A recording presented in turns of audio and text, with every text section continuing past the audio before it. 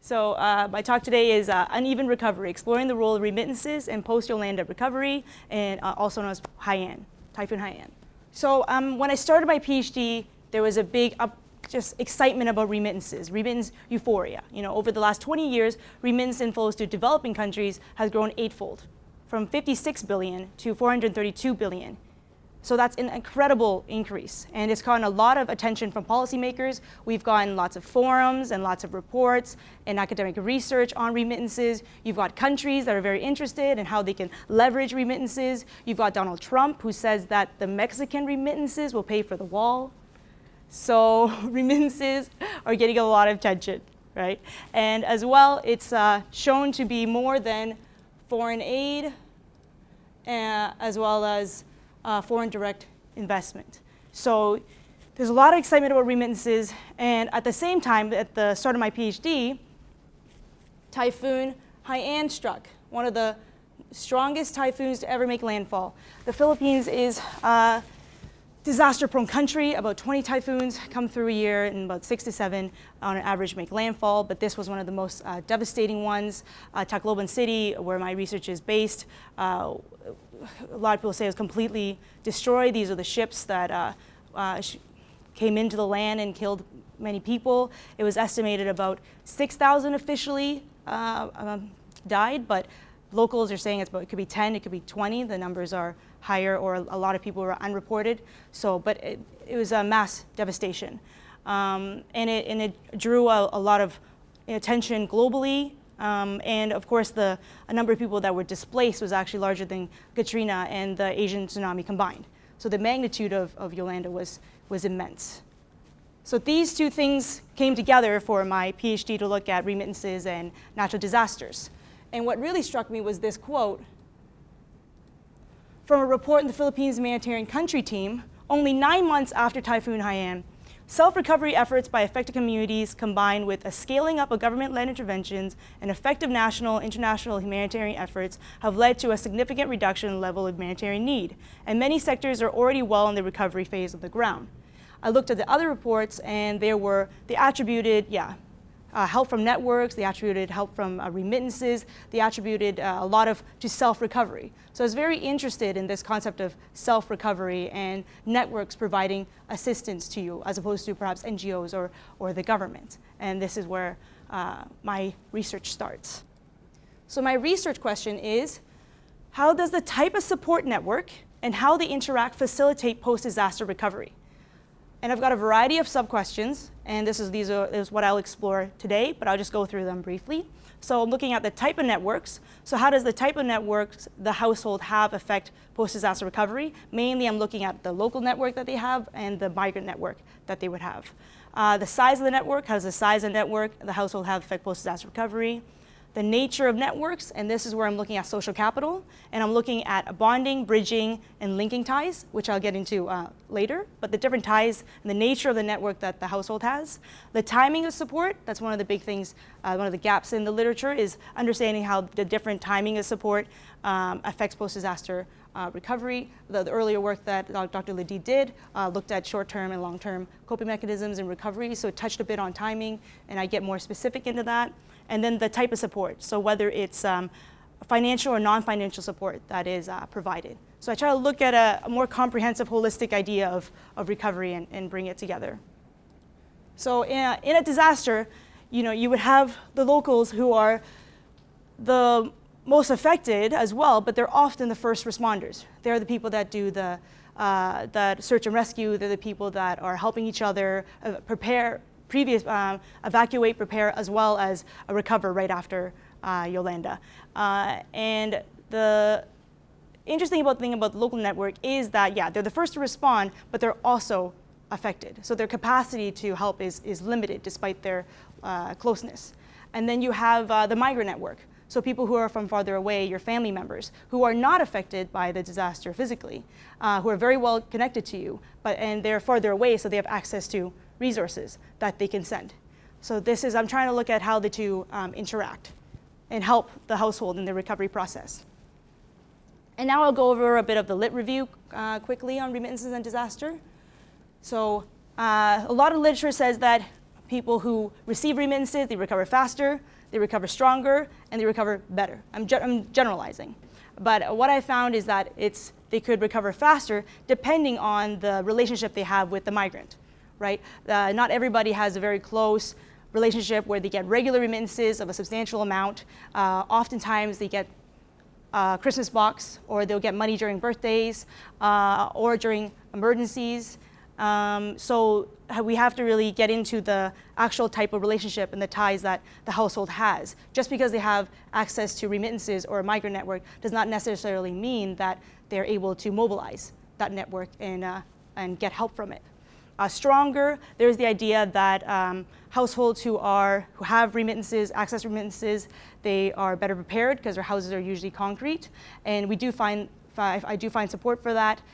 It's also because sometimes they're middle class. So people who have access to the labor market abroad may also be middle class, and therefore a combination of things come together for them to have perhaps a concrete house or a stronger house. But they still get affected. So in Typhoon Haiyan, Yolanda, they were still, the roofs were blown off, and their houses were washed out. The water came up, so they were also affected as well. So stronger can also be challenged.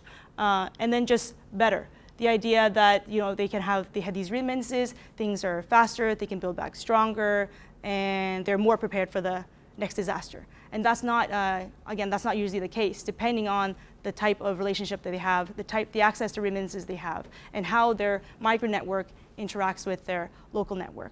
And this is what I try to contribute. So the theory I'm using is a network theory of social capital, and defines social capital as resources embedded in one social network, resources that can be accessed or mobilized through ties in the networks. Are many of you familiar with the social capital? No? A little bit? Okay. I guess the really basic idea is, it's not what you know, it's who you know. So there's value and there's resources in your network that can be accessed, especially during times of a crisis. So I'll break down the different ties. So in the literature, there's bonding, bridging, and linking ties. So bonding ties are those who are very close to you, they're very closely connected to you. They could be your immediate family, they could be your best friend, really close friends, or your neighbors, people that you share a similar background to you, that you feel very comfortable with, and who might help you during times of need, or you might help them. It's a reciprocal relationship. Bridging tie could be somebody that is an extra local, that can give you access to extra local networks, maybe people that you would meet at a university or at a club or that's part of your basketball team. And then linking ties is somebody who you interact with across power or authority gradients. So like a politician or a professor, somebody who holds more power than you, and by having that link, you can hopefully access that power as well. So these are the three very basic social capital or links, and I'm sure many of you have that in your lives as well, and you can start to think of those people who you are bonding, bridging, or linking to. So my case study is Tacloban City. It's in Leyte in the Philippines. This is a map of the storm surge that took place, and you can see it was very devastating, and the storm surge was very high, and many people did not know what a storm surge was, and that was the big difficulty around that time, is that people understood a big wave, they understood tsunami, but they did not necessarily understand a storm surge. And it makes sense, because how do you try to explain a storm surge when people know the other terms, but also you cannot say tsunami because it's not a tsunami. So I think the people on the ground, the politicians or the NGOs or the people in the weather network, they had a difficult time trying to communicate the severity of the issue, because of the scientific terminology.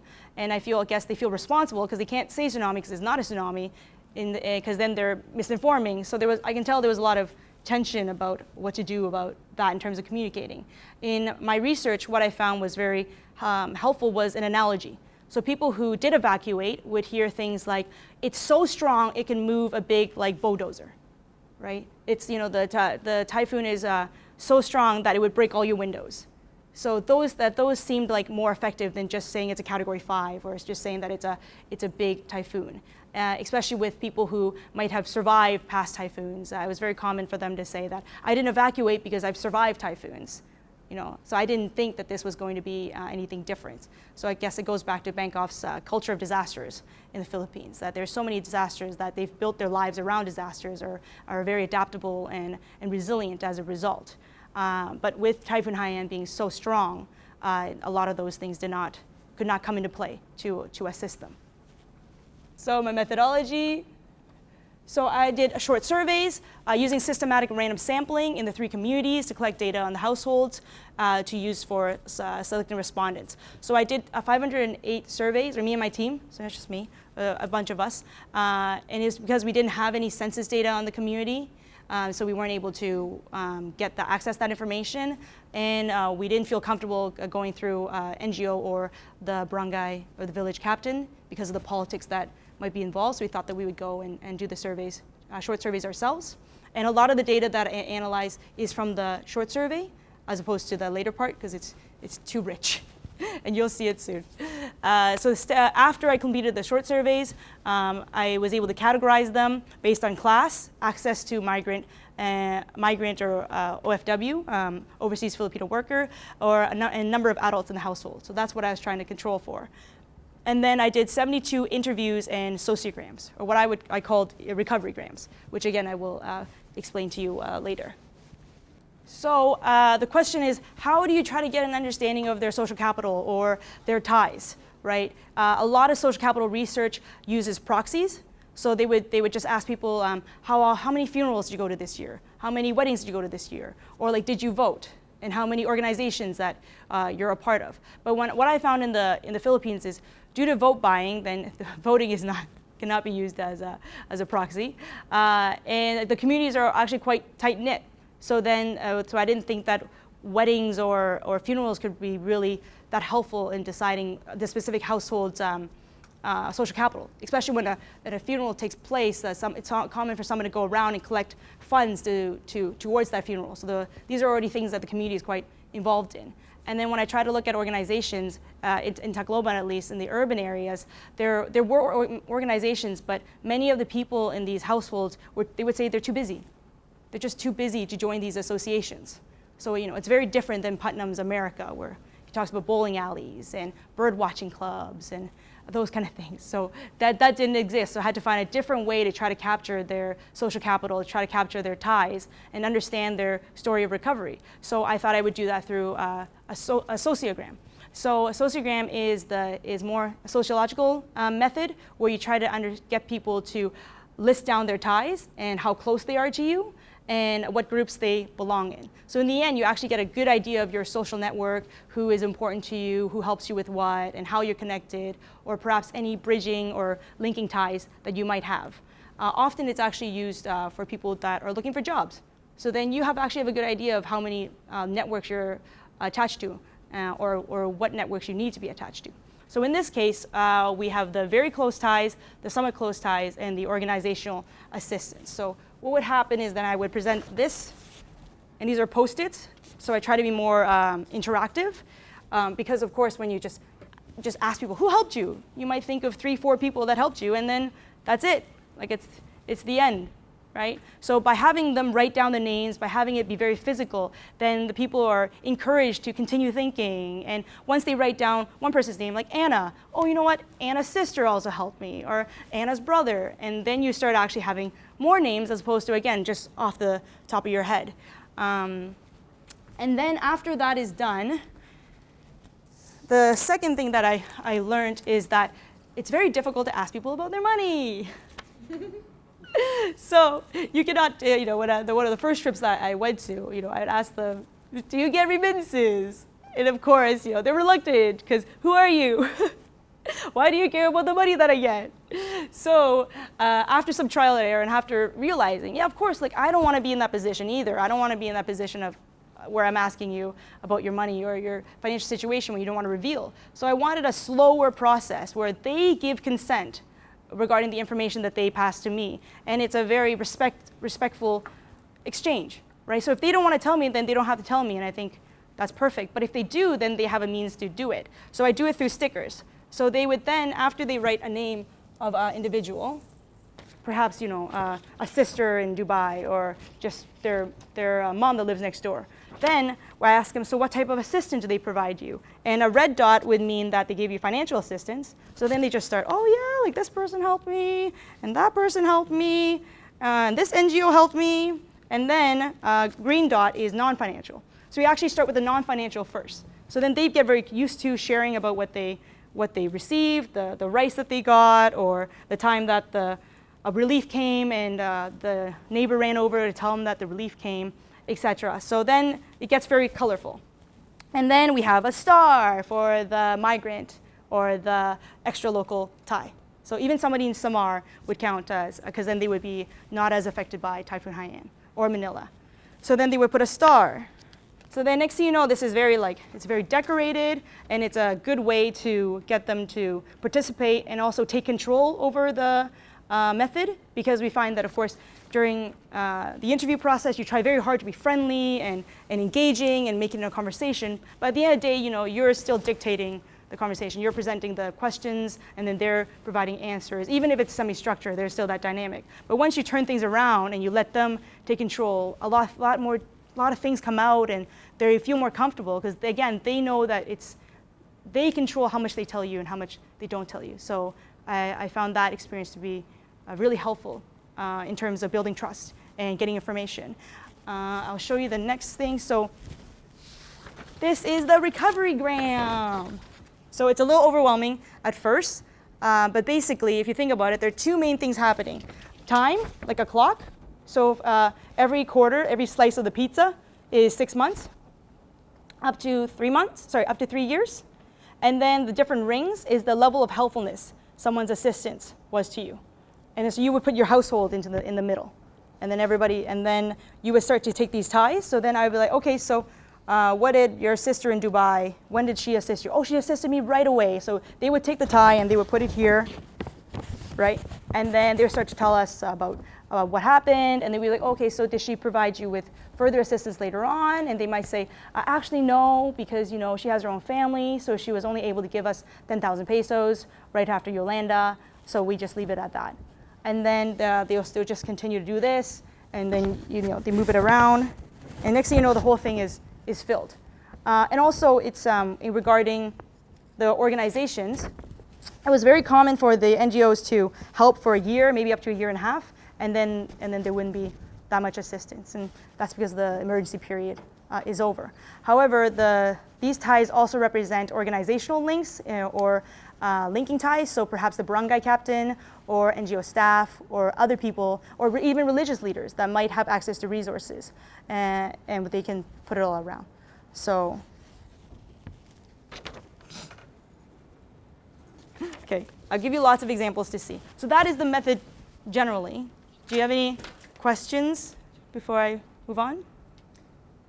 Yeah. Yes. I like this because this is really case study which shows the boundary with the time 3 years after. Yeah. Just a small, just wanted to ask you, when you ask respondent saying that they received or they join this cash for work, where do you put that? That would be organization, because they get the cash for work through the organization. But one thing I do distinguish. Is that considered as money or? It's considered money. It's considered as money. Yeah. One thing I do distinguish is that organizations that came and just helped you once, like gave you a bag of rice or just gave you money once, I count them as an organizational type, but I don't count them as linking capital, because you don't actually have a relationship with them. But what's very interesting is that some people are quite clever and they develop a relationship with the NGO, so that's in their community. So then they can further get assistance, or they can get, I guess, quicker information about when the distribution is and whatnot. So the organizational ties can become linking ties with these international NGOs, but often the international NGOs that just come, they don't know you, so I wouldn't count them as linking social capital. Any other questions? Yes?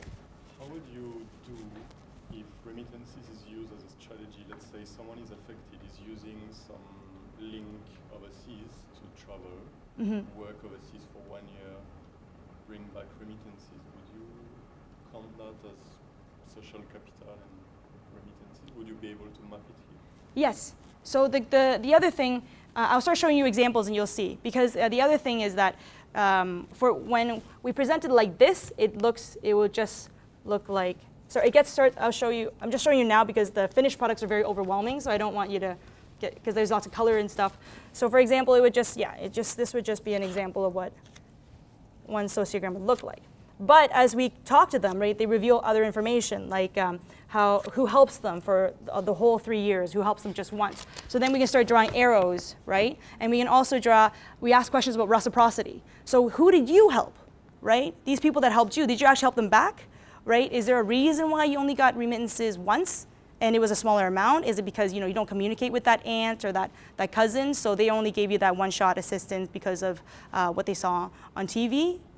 Or with your neighbors, right? Are these neighbors that helped you the most, or do you lend them money sometimes? Do you share food? So next thing you know, this ends up being very colorful and crowded, but then you get a more complete idea of their recovery and the actual relationships they have.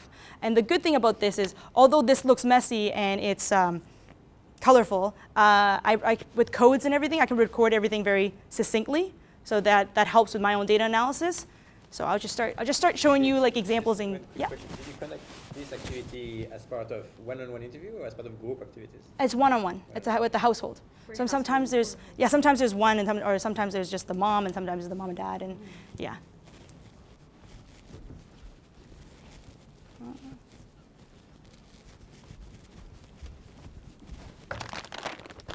So I'll just show you quickly how I record the data.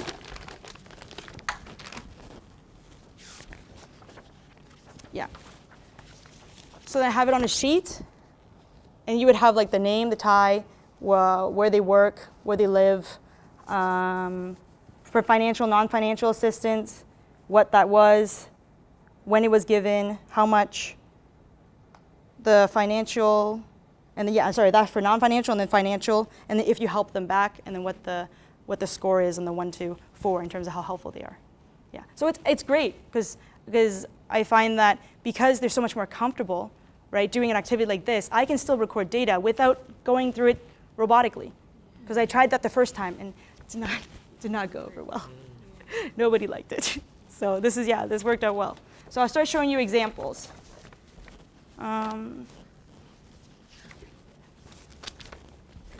So this would be non-migrant lower class. So you see there are a couple of pink ties. The green ties are the NGOs, and then the yellow ties are the somewhat close ties. So they don't have that many ties, and I define a small network as 13 or less, and a large network is 13 plus. So you can see the rest of the graph is pretty sparse, right? So they get that help right away, but then they don't get much assistance, and a lot of it's just self-reliance or just trying to spread the relief out as far as they can.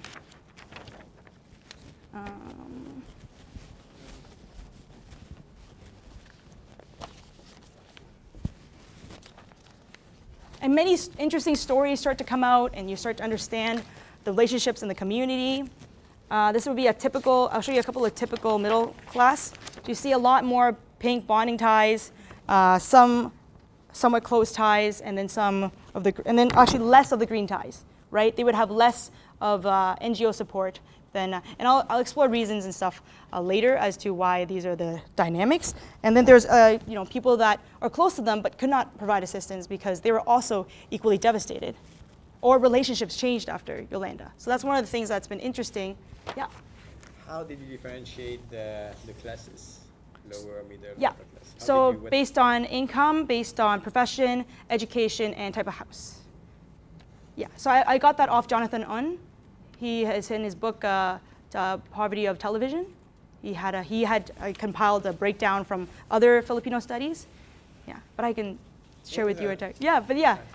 And yeah, class is complicated. And one of the things I wanted to focus on, the middle class and the lower class, not upper class, because in the Philippines, in the upper class, they're really in gated communities that are guarded by dogs. So first, it's really difficult to talk to them. But second of all, their vulnerability to disasters it's just not the same. So it would be very difficult to compare. And I thought middle class is more interesting because in the Philippines, the middle class is vulnerable to a disaster dropping them from middle class to lower class. they could be devastated. You know, they could be harmed, or their house could be destroyed, or their profession or their livelihood could be affected or delayed. So in these things would drop them from a middle class to a lower class. So I thought that was more interesting to look at than just comparing people that might be in the upper class that might be too far away from people in the lower class. So here's another one that's more typical middle class. You start to see similar patterns emerge, right? Lots of pink ties, not so many green ties, some yellow ties. So these would be the more like standard examples. Then things start to get interesting. So this individual was very kind. She was a very kind lady, and she had a really nice house, a really nice concrete house, and she helped a lot of people. So everybody on the outside, you see here, she provided help to them. Not the other way around. She was a really good entrepreneur. Her livelihood didn't really stop. I think it stopped for a month. She was very interesting because before Yolanda came, she knew it was going to be a disaster. So she has a small sorry store, right, like convenience store. And she actually went and bought extra rice and bought extra food, thinking that she was going to be able to sell it later at a higher price. Like, smart business strategy, right? But of course, Yolanda was so much stronger than they could have predicted that she ended up evacuating people to her house. So she said 300 people evacuated to her house. So her house was probably like about this size and 2 stories. And all the rice that she had bought previously to try to sell, she had to give away to people. And her brother actually won an award because he had saved 100 people, evacuating them to his house, like mainly children. So this is an example of someone who's a middle class who is just extremely generous. However, you'll see that on the left side there's all these green ties, and those are the linking ties that she wasn't able to access. So she knows them, but for some reason she wasn't actually able to get resources from them. Yeah. And yeah, here's just more examples, and you'll see that there's the stars for the migrants, and there are many. Okay, so I think and here, yeah, again, another example of even though you know the officials, you can't access goods from them. And there could be a variety of reasons, politics within the community, or really strict guidelines from the NGOs. So just having linking ties is not enough. So I'll start analyzing, go into some of the data that I analyzed. Or some of the questions, I guess, we can start discussing. Because one of the big things I found, it's a question that many people ask, which is, what is recovery? So when I was doing this, a big question that kept popping up was, how do I define recovery in a way that engages with the literature, but also is understandable to the local community? So when I did my interviews or when I did my surveys, I asked people how they define recovery. And many of them would define it as back to pre-disaster conditions.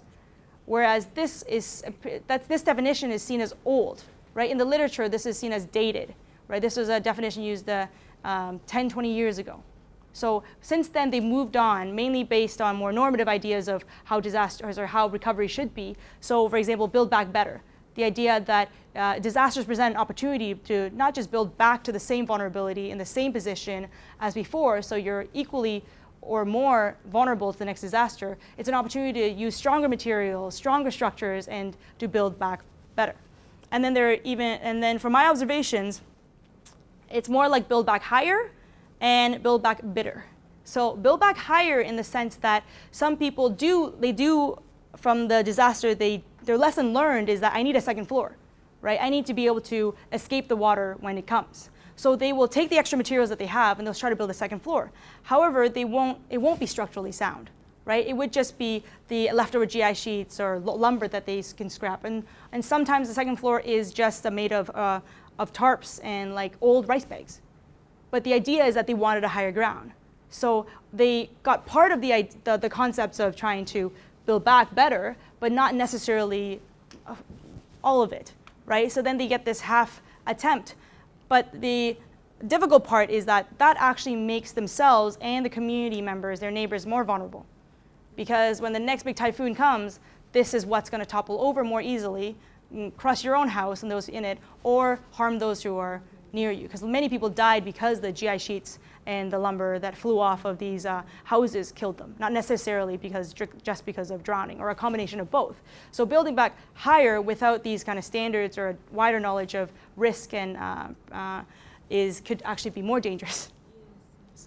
And then build back better in the sense that there were lots of conflicts and tensions with relief, and friends became enemies, and I'll get into a bit later, but there's that aspect, and a lot of resentment with how distribution took place. So yeah, so that's one of the questions we talk about now or later, but how do you define recovery in a way that the local people understand, but you can still engage with the literature that seems to have moved in a more normative direction further away. What about the sample that you have? Did you all have property or property of the land, use of the land? They were leasing the land? Yep, so a lot of the middle class would own the land. They would own the lot and they would own the house. Sometimes they would own the house and not the lot, because land rights and property rights is very complicated in the Philippines. And the lower class would rent, or they might be in squatter areas. Yeah. And how's the reconstruction happens in those who are squatting? In the worst areas? Yes, in those who are squatting, who are not having rights. It was very complicated for a lot of NGOs to work in this situation, because they have to both be able to provide these poor people with housing, but not be in conflict with the city or the local government or the landowners.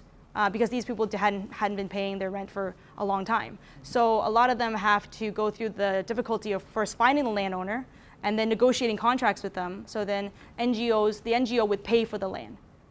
And then there's different programs. So sometimes the households would rent and pay us monthly to like rent to own, right? And others would have their land is paid for 5 years, and then they have to start paying after 5 years. Yeah, or they're just completely relocated. So the big controversy was the no-build zone, the 40 meters in to prevent from the storm surge. But there's a lot of controversy around that because these are where people's livelihoods are. Because alternatively, they get moved to Tacloban North, which could take up to an hour on a jeepney ride and to go up and down to their livelihood. And there's no livelihood up there. It's really rural and it's undeveloped right now. And currently there's still no water. So the city has to send water trucks up there, and then every 3-4 days you're allowed to, fill up your couple of jugs. There's electricity, but there's a lot of controversy also around the 40 meters. Why 40 meters? Some people think that it's arbitrary. Some people think that it's to prevent the storm surge. But there are other factors in play that make people vulnerable, not just how close they are to the sea. But land title and all of that was very complicated for a lot of NGOs to negotiate. And that's also why some of the relief was very delayed, which got people very upset. But this is the difficult arena that the different actors have to work in. Did that help you answer the question a bit? Okay. So this is some of the 8 Build Back Safer, Build Back Better key messages that people get told. But again, without the access to the resources or the knowledge of how to actually properly put these in place and the workshops, etc., it's very difficult to follow this, especially when you're not used to it. You've been building your house the way that you build your house for many years, and now you have to build it differently without much help. So I did a breakdown of the definitions of recovery. So this is back to pre-disaster conditions. This is better life or condition. So nobody actually said build back better. In the 507 surveys I did, nobody actually used that term like that. Despite all the advertising, despite all of the flyers and banners that you would see that would say build back better, stronger, together, the term actually doesn't get down to the local level. And nor does really recovery. They don't really use the word recovery either. So they would say, some would say that they want to build a better life than Yolanda. They want to build better conditions. They want to build a better house or a better livelihood. So they use the word better. And then there's a variety of other definitions. So some people would say that recovery is spiritual. it's spiritual recovery. Others would say that it's for example, respondents said that it's when I'm able to put lipstick on again. So for her, it meant that being able to access luxury goods, being able to go back to this, what she used to do, which was more carefree perhaps, or more, she was able to socialize more. But we got very interesting answers to this. But it just shows how diverse the local understanding of recovery is, and how difficult it is to capture, and how removed it is from the more academic definitions of it that we see in the books. Right, so I already talked about one of the questions. So we'll skip this. So my way of trying to go about it is to try to get the respondents to assess the recovery for themselves. So I had a 5-point scale. So 0 was no recovery, 1 to 2 was low recovery, 3 was intermediate, 4 was complete recovery back to pre-disaster state, and then 5 was better recovery. So I did that, and then I'll show you the results. So you see there's the migrant middle class, the non-migrant middle class, the migrant lower class, and the non-migrant lower class. It's interesting that 11% of the migrant middle class said better recovery, because to some of the households, they probably can't get better than what they already have, right? They already have a concrete house, 2-story concrete house, which is really nice. They already have nice tiles and a nice kitchen. So I think it would be difficult for them to get better recovery, especially because many of them did not get assistance from NGOs. So they wouldn't feel like they got that extra stuff that they didn't get before.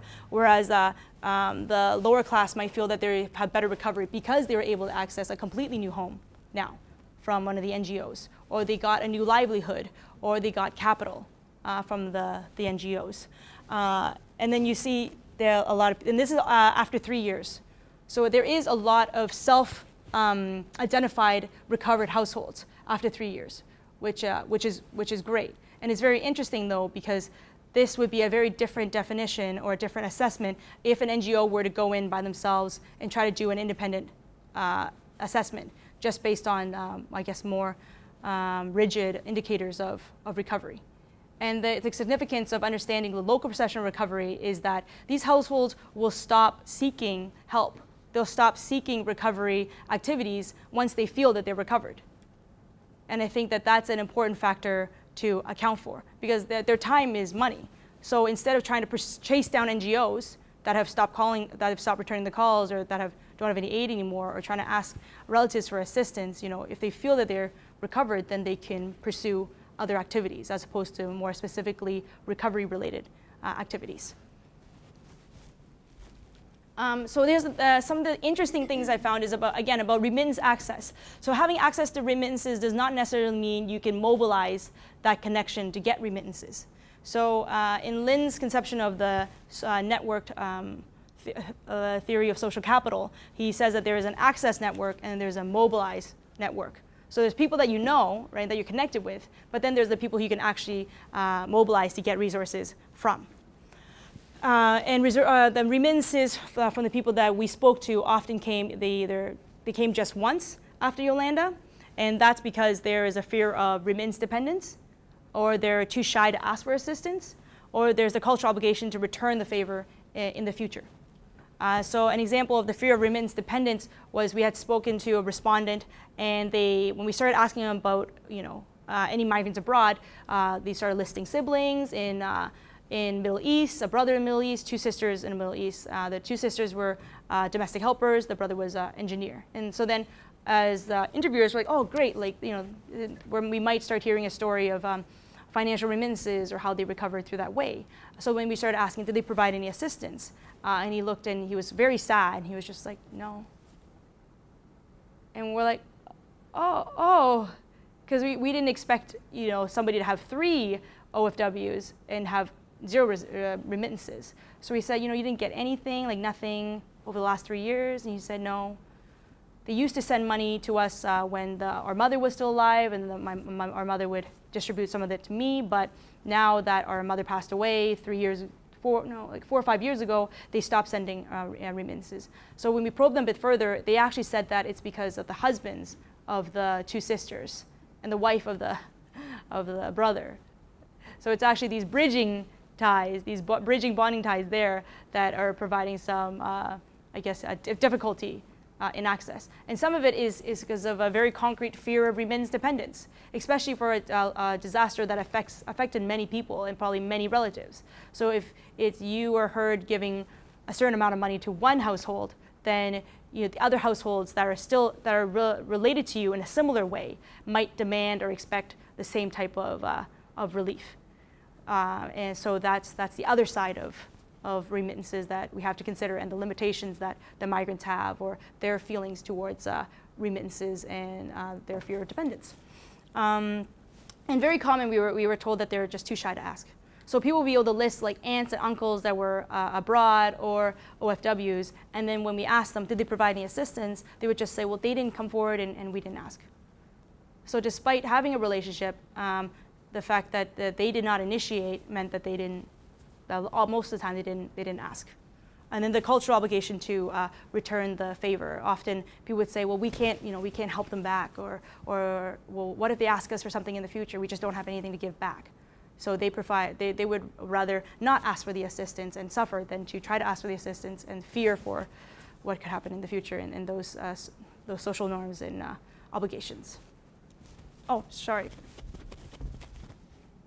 Okay, so so there you see that the people who did have migrants, 61 middle class had migrants, and 74% got financial assistance, but 26 did not. And then in the lower class, 48% got financial assistance and 52% did not. And these include the one-shot ones. We can skip this, but a little bit of this goes to NGOs. So this is the shelter cluster evaluation form. And you'll see the highlighted question asked about if they get support from abroad or remittances from abroad. And one of the issues is that it's a very ambiguous question, yet people are getting scored on it. You get 5 points or 0 points. But what we found is that a lot of people don't have a clear understanding of what the difference between an OFW is, or a migrant is, or an immigrant is. And they don't have a clear understanding of what would count as remittances or financial support. So very often they might get a Christmas box, or they might get gift cards, or they might get money. But there's so much diversity in how you get support that it seems too arbitrary to just ask, do you get help or not? So actually with one of the NGOs that I spoke with earlier on in the disaster, they did a survey of about a PUROC of 42 people, and 32 of them said that they get help abroad. And then I went back to the same NGO 3 years later and asked them for their data, and that number changed from 32 to 11. It was a different PUROC, but within the same community. So perhaps they figured out that this question was what was causing some people not to get assistance, and they changed their answer, or they taught other people to change their answer. But it just goes to show how complicated it is and how it's difficult just to ask that one question. Okay, so I'll skip to the interesting part, the type of social network. So lower class tend to mainly have bonding and little to no bridging and linking ties, as the sociograms show. And the middle class have mainly bonding and some bridging and linking. However, while some have access to many linking ties, such as all local council, many were not able to mobilize these ties due to other constraints like I briefly discussed. And I think what's my contribution is the idea that migrants are bonding ties that bridge space. So when I talked about earlier, the bonding ties are strong, and they often live in the same geographical area, but that means that they're devastated by the same disaster. Whereas the bridging, if you just have a bridging tie, they can give you access to resources, but a bridging tie alone is not a strong tie. They're more like a stranger. So in a disaster context, to have a bonding tie that bridges space is quite ideal in terms of getting help in a crisis. And I guess it brings the best of the two worlds together. The closeness of a bonding tie, but also the space that allows if you're a bridging tie. And then there's the bonding ties that link.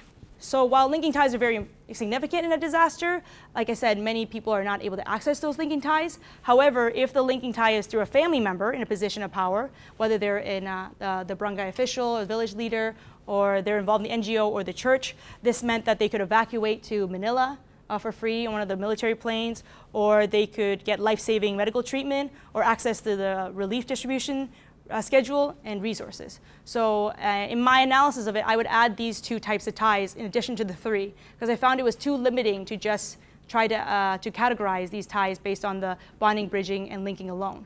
So trying to add bonding ties that bridge space and bonding ties that link would add complexity, but also reflect the reality of what I saw in the field.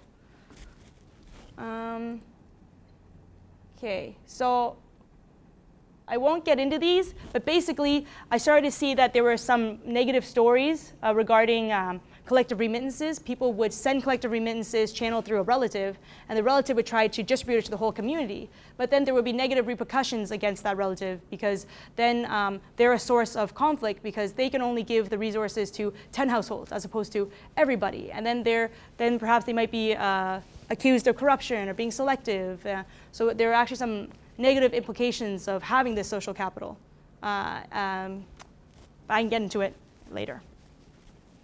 I think I'll skip the Bayanihan part. I have some stuff written on it, but I can give that to you later. So in the end, there's some implications for migrant households. So middle class or migrant OFW beneficiary households, they're often negatively impacted. They're negatively impacted by the fact that they have migrants in their community, because their neighbors know that they have migrants. So the story I told you about the woman that was very kind and she bought the rice and 300 people evacuated to her house. So a follow-up question I asked her was simply, oh, so you must have great relations in this community. Like, everybody must love you. Like, your brother saved lives, you evacuated. Like, this is great. Like, I was getting very excited.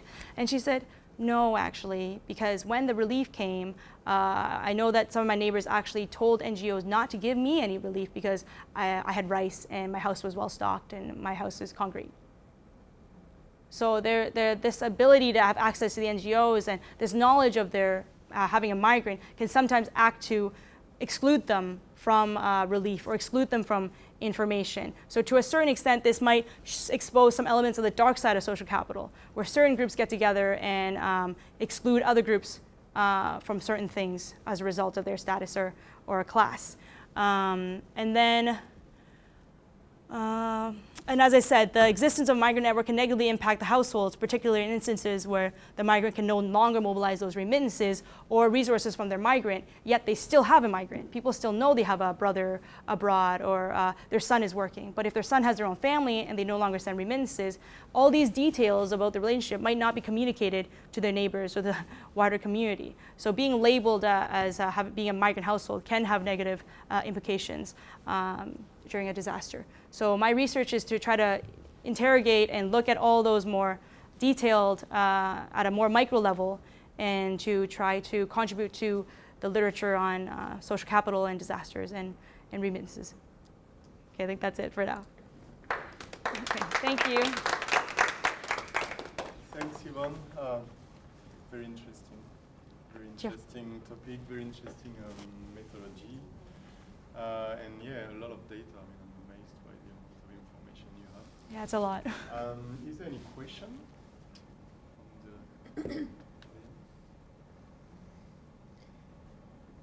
JC? When you were talking about remittances, Yes. did it include as well remittances from Manila or from other cities, or was it only from overseas?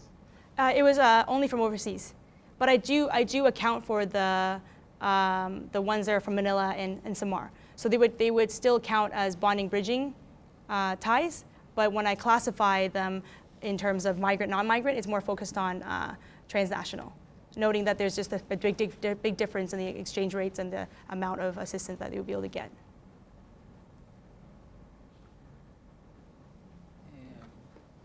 In your research, it was possible for you to explore to what extent the remittance actually influenced the recovery, so to what percentage or in what proportion that really generates a change or not?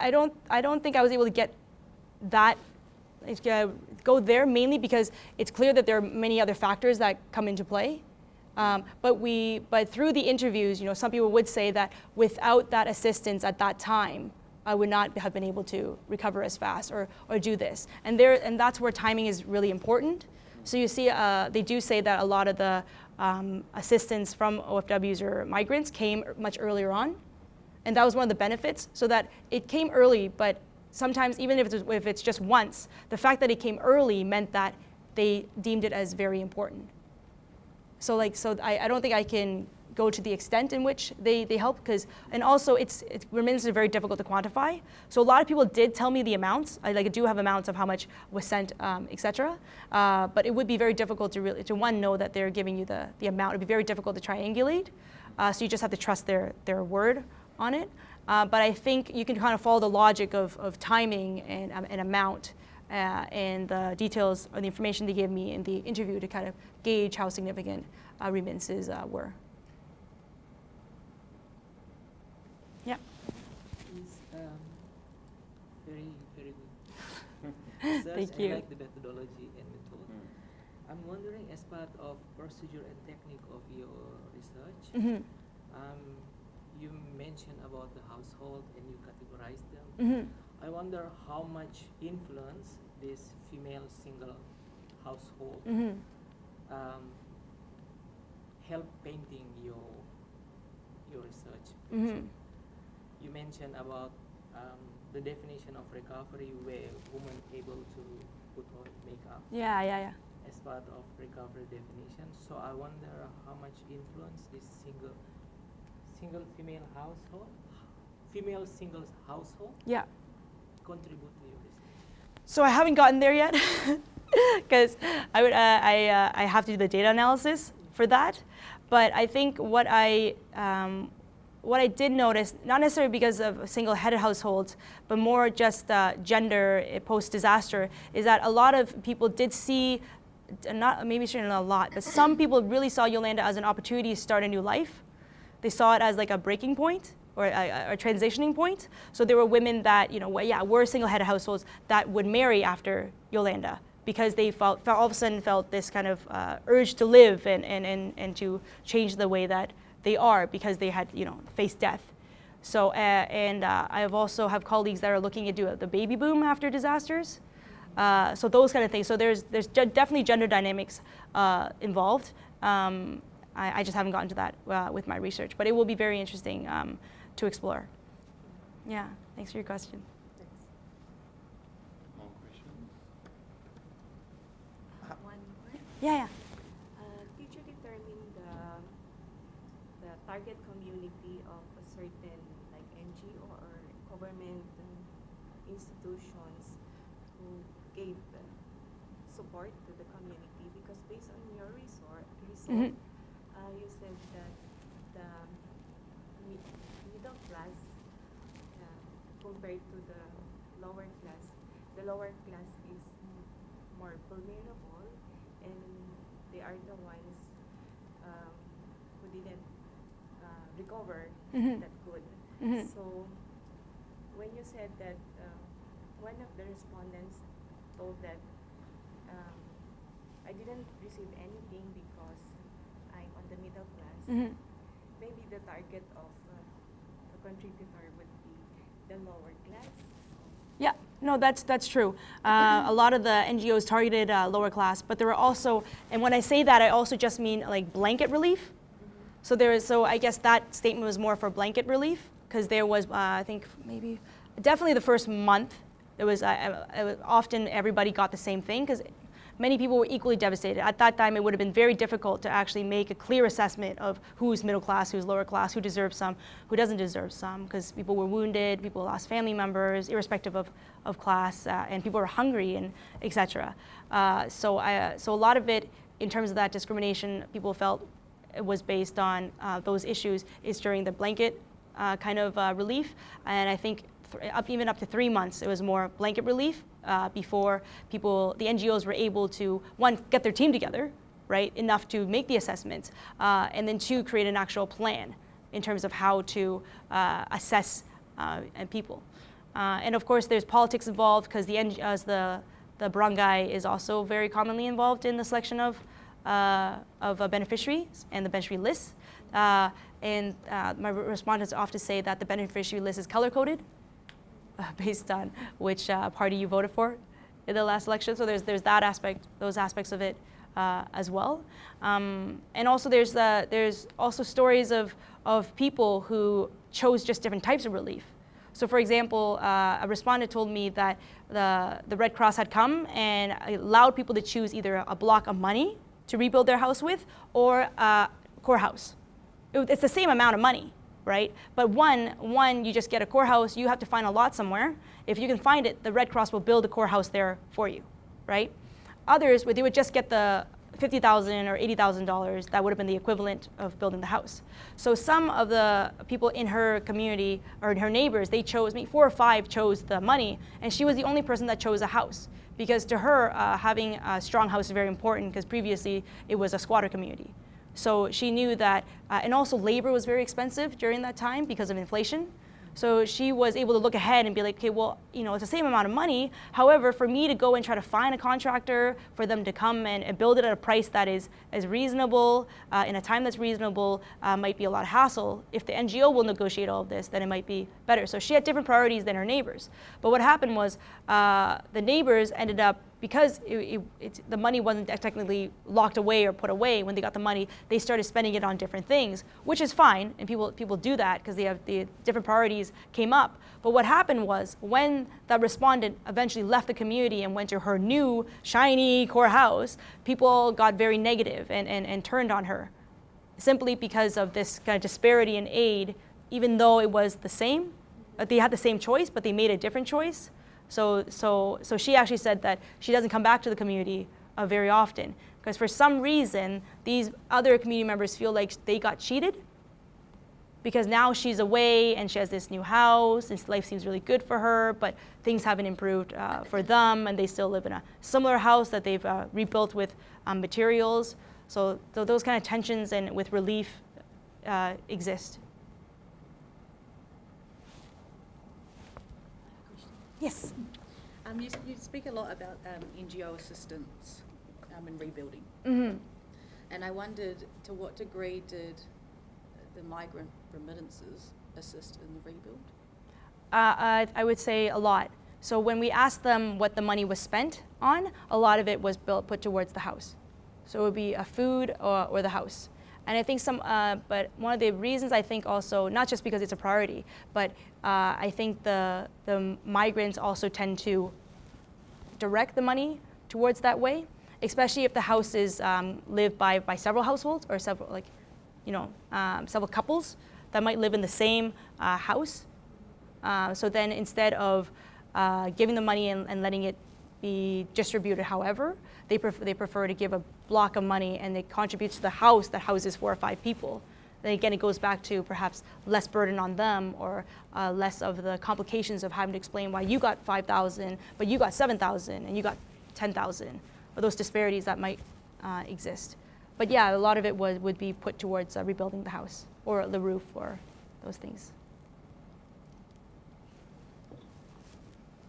Yeah. I'm thinking more on the, because usually in the Philippines, in one area, there's a lot of OFWs. Yeah. And they know each other, that Yeah. they are already outside, and they have built a network, social network or something, or Yeah. a group. And then most of the time, when there's a disaster, they would pool their resources and Yeah. give it to one community. Yeah. So how did that play? Have you explored that area? Do you mean within the Philippines or outside the OFWs outside the Philippines? Outside the Philippines. Yes. So I didn't explore that area extensively, because the first couple of trips I went there, I wasn't able to find too many examples of it. I find that there were examples of it, but it wasn't as prevalent as the media kind of made it to be. And some of it, I think, is again, I was very surprised, because these are very uplifting stories, right, of people grouping their money together and sending it. And I think that's always very positive.